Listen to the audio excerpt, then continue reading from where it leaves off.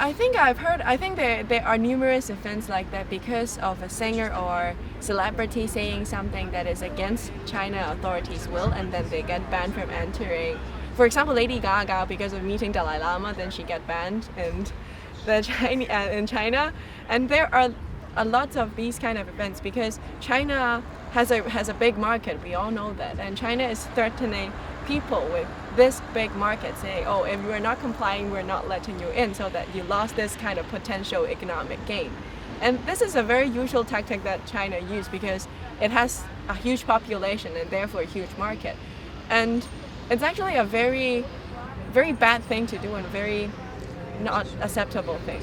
I think it's getting more and more common. For example, when I was back in Hong Kong for 2 weeks this month, I was wearing black, and my mom was like, "Oh, maybe you shouldn't wear black because you'll get into trouble for wearing a black shirt." And I'm like, okay, now I've lost my freedom of dressing as well. And for example, I have pilot friends who are working for Cathay Pacific, and they have deleted their whole social media because Cathay Pacific will fire anyone if they found out that you have shown support or sympathy towards the movement or even participated in the movement. So people are getting very nervous about being found out that they have supported the movement, so they deleted posts and even the whole social media account.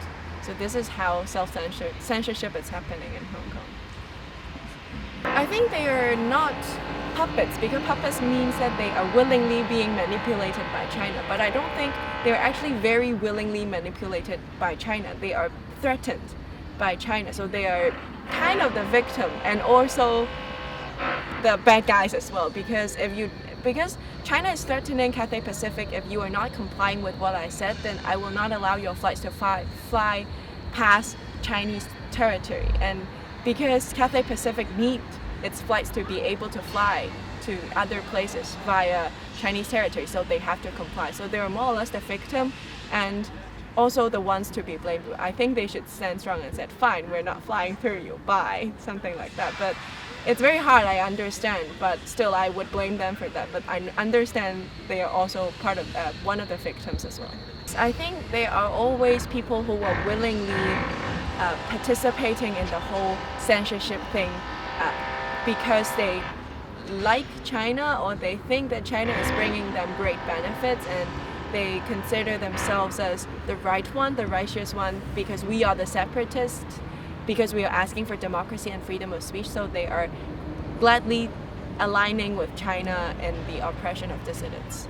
But it's a very selfish and inhumane thing to do. I heard of a story inside concentration camps back in World War II is that the Nazi would select Jews that they think that would comply with them as the kind of like the monitor of the other group of Jews, and then this monitor will get better benefits, so he can sleep on a bed, he will have more food. So in return, he has to monitor those other of his fellow Jews. And I think this is kind of the analogy of what is happening, because Europe or other countries can get a better deal out of China, and then you are turning a blind eye or even helping China with all these human rights violations. It's not right. It's not the right thing to do. It's of course very nice that European countries already have democracy and freedom, but they also pledged themselves to protect human rights in the Lisbon Treaty of the European Union. So they should have been doing more in terms of dealing with the human rights violation China has been doing. I think if everybody can stand up against China, then China has no one to threaten with, because China is very good at turning a group of people against another group of people. This is the usual tactic it's used towards its people, towards Hong Kong, or even towards the world. And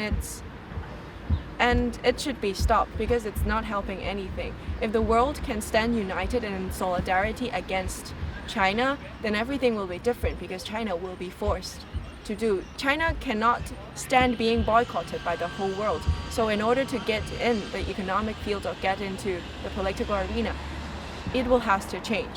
And this is the change that we want to see. We want to see democracy, we want to see human rights improvement inside China and for Hong Kong as well.